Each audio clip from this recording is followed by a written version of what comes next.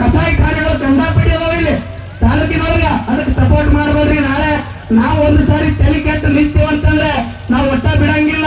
ನೀವೇ ಏನಂತಂದ್ರೆ ಆ ಗೋಹತ್ಯೆ ನಿಷೇಧ ಇದೆ, ಕಾಯ್ದೆ ಇದೆ, ಅದನ್ನ ನೀವು ಸರಿ ಮಾಡಿಸ್ಕೋಬೇಕು ಅಂತಕ್ಕಂತ ಒಂದು ಎಚ್ಚರಿಕೆಯನ್ನ ಕೊಡ್ತಾ ಇದೀನಿ ಅಂತಕ್ಕಂತ ಮಾತು ಹೇಳಿ, ಇವತ್ತೇನಂತಂದ್ರೆ ಎಷ್ಟೋ ಜನ ತಾಲೂಕಿನೊಳಗ ಎಲ್ಲಿ ಬೇಕಾದ್ರೆ ಬೋರ್ಡ್ ಹಾಕ್ಲಿಗತ್ತಾರ.